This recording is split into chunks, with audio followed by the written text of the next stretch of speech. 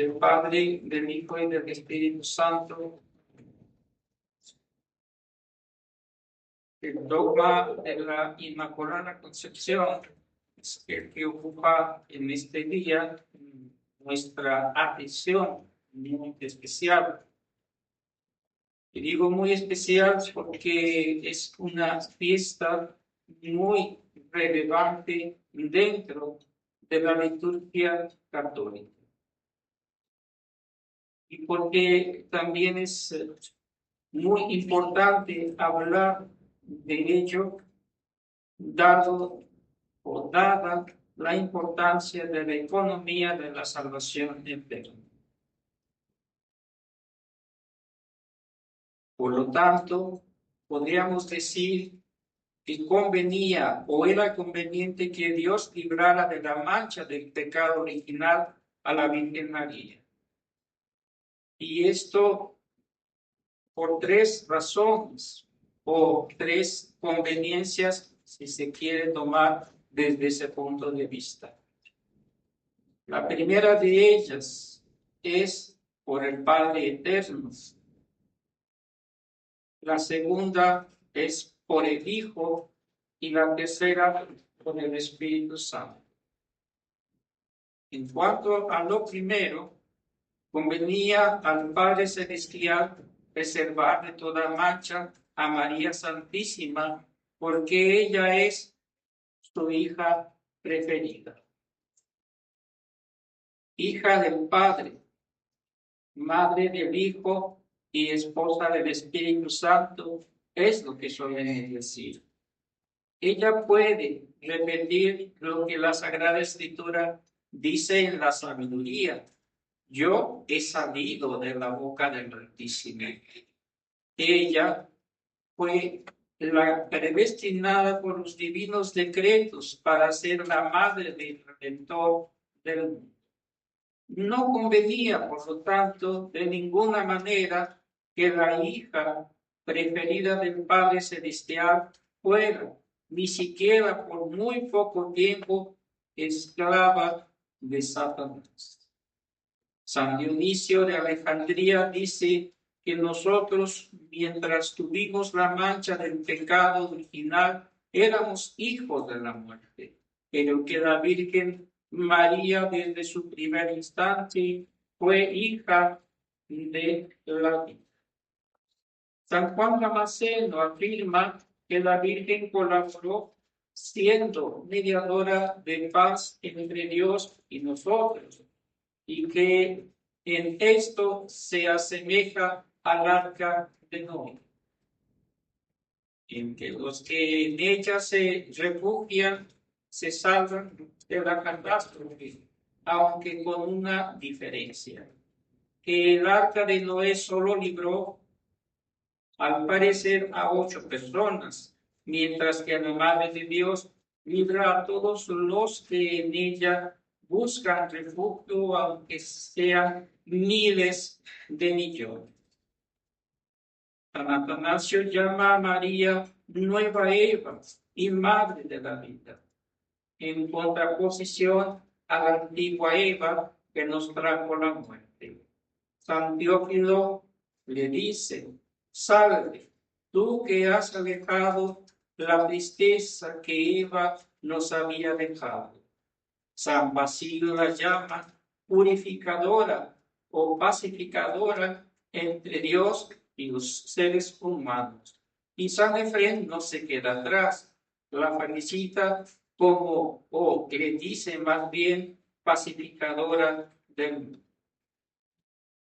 Pero el pacificador, hablando de ello, no debe ser enemigo del ofendido, ni está complicado en el delito u ofensa que se le ha hecho. San Gregorio dice que si para aplacar a un ofendido llamamos a uno que es su enemigo, en vez de aplacarlo lo irritamos más, siendo que María iba a colaborar con Cristo a conseguir la paz entre Dios y nosotros. No convenía que ella fuera una pecadora o enemiga de Dios sino todo lo contrario. Una mujer con el alma totalmente libre de toda mancha de pecado. Convenía que María no tuviera la mancha del pecado original, porque ella estaba destinada a llevar entre sus brazos al que iba a pisar la cabeza del enemigo infernal. Según la promesa que Dios hizo en el paraíso terrenal, cuando le dijo a la serpiente: pondré enemistad entre ti y la mujer, entre tu descendencia y la tuya, y la descendencia de ella te pisará la cabeza.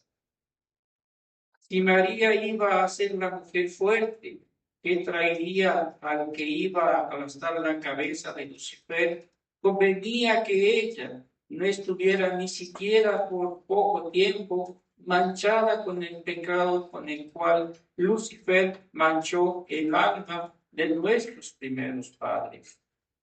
Lo que nos iba a ayudar a librarnos de toda mancha de pecado, convenía que no tuviera ninguna mancha de pecado. San Buenaventura dice: convenía que María, que venía a librarnos de la vergüenza de estar manchados con el pecado, lograra verse libre de las derrotas que el demonio proporciona.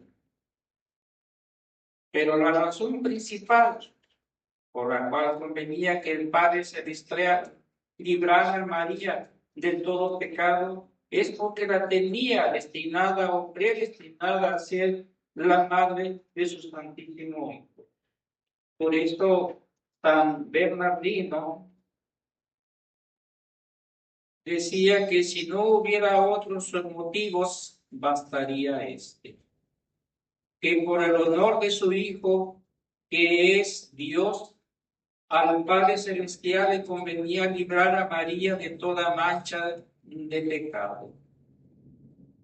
Santo Tomás de Aquino enseña que lo que se consagra totalmente a Dios debe ser santo y libre de toda mancha. ¿Y qué criatura humana ha sido consagrada más perfectamente a Dios que la Virgen María? El rey David decía que un templo no se destina para los seres humanos solamente, sino solo para Dios. Y así también el Creador, que formó a la Santísima Virgen con un fin principal, ser madre de su Santísimo Hijo, seguramente adornó su alma con los más bellos adornos, y entre todos el mejor, el estar libre de toda mancha de pecado, para que fuera digna morada donde iba a vivir 9 meses el divino Salvador del mundo. San Dionisio afirma: Dios preparó a su Hijo la más santa y bella morada en este mundo, el alma de su Madre Santísima, libre de toda mancha. Y algo parecido dice la liturgia de la Iglesia cuando reza esta hermosísima oración: oh Dios omnipotente, que por medio del Espíritu Santo has preparado el cuerpo y el alma de María como digna morada de su Hijo, concedernos a los que la invocamos vernos libres de todo mal. Gloria de los hijos es proceder de padres de intachable conducta. El libro de los Proverbios nos dice al respecto: la gloria de los hijos son sus padres. La gente llega a aceptar que los demás digan que sus padres eran pobres o ignorantes, pero lo que no desean de ninguna manera es que puedan afirmar que sus padres no eran gente buena. ¿Y cómo nos pudiéramos nosotros imaginar que Dios, pudiendo haber hacer que su hijo naciera de una mujer libre de toda mancha de pecado, hubiera permitido que ella hubiera estado manchada por el pecado y que Lucifer pudiera afirmar que, aunque fuera por poco tiempo, había logrado esclavizar con el pecado a la Madre de Dios. Inaceptable.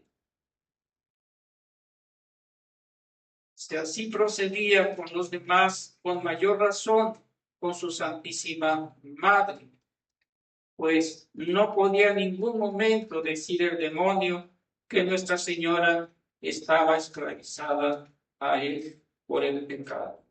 Y por tal razón, la Iglesia griega, en uno de sus himnos, nos dice: por especial providencia hizo Dios que la Santísima Virgen, desde el principio de su vida, fuera tan totalmente pura cuanto convenía a su dignidad de Madre de Dios.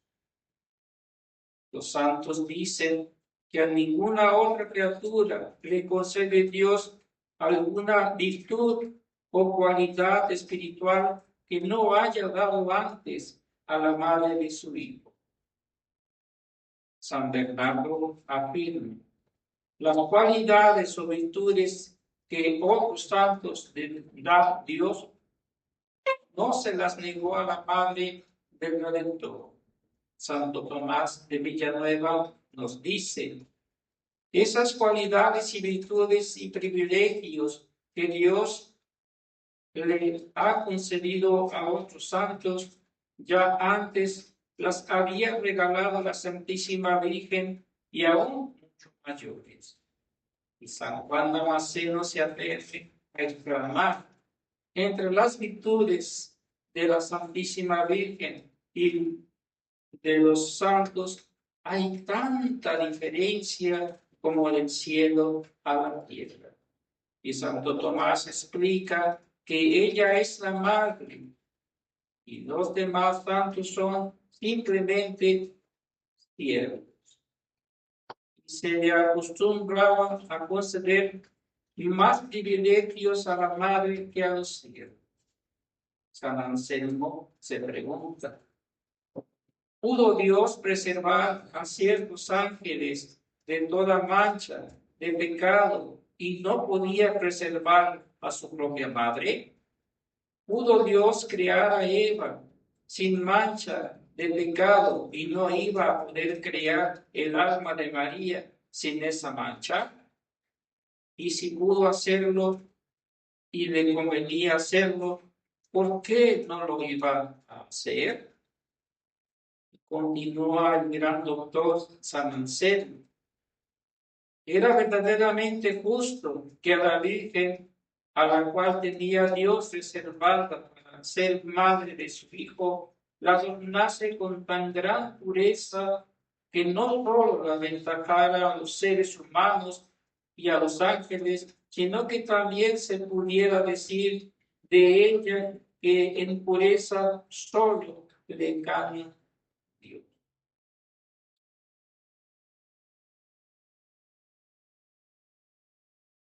San Juan Damasceno exclama: Dios vigilaba cerca de la Santísima Virgen para que fuera totalmente pura, porque ella iba a albergar por 9 meses al Salvador del mundo y lo iba a acompañar en todos los 33 años sobre la tierra, la que iba a estar junto al más puro de todos los hombres de la tierra, debía ser también totalmente inmaculada y libre de toda mancha de pecado. De María se puede repetir las palabras del Cantar de los Cantares, con lo cual concluimos este punto: eres como un lirio entre espinas. Todos fuimos manchados y somos como espinas, y ella, como un lirio blanquísimo, permaneció inmaculada, sin mancha de pecado. Convenía entonces, pues, que el Padre Eterno conservara sin esa mancha original a la Santísima Virgen María, a la Inmaculada Concepción. Nos llevaría tiempo explicar los otros dos puntos restantes. Por lo tanto, eso lo haremos el día de mañana. Basta con memorizar todo esto que nos dice este escrito tan atinado, en el cual ya desde antes de que fuese proclamado el dogma de la Inmaculada Concepción, los santos unánimemente se unieron espiritualmente en esta fiesta de la Inmaculada Concepción para aportar con sus voces lo que debía definirse como dogma de Nuestra Señora de la Inmaculada Concepción. Es pues por esta razón la importancia tan grande que tiene dentro de la Iglesia este dogma tan especial, porque principia el inicio, o también podríamos decir la economía de la salvación por medio de este paso tan importante y trascendental como era el que una criatura como la Santísima Virgen María fuese de tal manera adornada y a la vez privada de ese pecado original y preservada de ese pecado original, porque ella era el principio de nuestra salvación eterna. Sin esto era difícil que se iniciase de otra manera muy diferente, aunque en la omnipotencia divina podía la Trinidad augusta idear otra manera de redimir al género humano. Pero de todas ellas, la más conveniente y la más necesaria fue esta. Y si la Trinidad augusta eligió esta forma, debemos admirar la sabiduría divina de cómo ella expresa su omnipotencia divina para hacer todo lo posible y salvar nuestras almas. Predestinó a la Santísima Virgen no solamente por la salvación de ella misma, sino también para la salvación de nuestras almas. No se puede ver de otra manera. No se puede iniciar el camino grande de la redención del género humano sin antes presuponer que la madre del Redentor fuese preservada de ese pecado original. No podemos concebir de otra manera ni estar en contra de los santos que ustedes acaban de escuchar, diciendo lo que tantos herejes han dicho acerca de este dogma de la Inmaculada Concepción, de todas las ofensas que se le han lanzado a la Santísima Virgen por parte de los impíos que no reconocen la Inmaculada Concepción.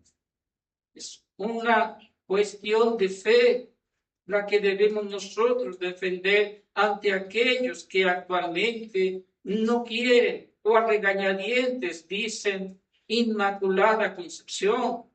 Si pudiesen quitar este dogma, lo quitarían. Pero la providencia divina permitió que éste permaneciese a pesar de la ira de los enemigos de la Iglesia, que son muchos y cada vez son más. Y que nosotros, que por la gracia de Dios nos conservamos fieles a la Iglesia y sobre todo a las enseñanzas de nuestro Señor Jesucristo, debamos aferrarnos firmemente y defender también firmemente el dogma de la Inmaculada Concepción. Dios nuestro Señor, Jesucristo nos conceda la gracia de poder dar testimonio fehaciente ante los hombres y ante los enemigos de Dios de este milagro tan inminente y tan grande como lo es la Inmaculada Concepción. Queda por ver el punto 2, que fue conveniente para el Hijo de Dios, y el último punto, que fue conveniente también para el Espíritu Santo. Mañana seguiremos este tema. Ave María Purísima. Del Padre, del Hijo y del Espíritu Santo. Amén.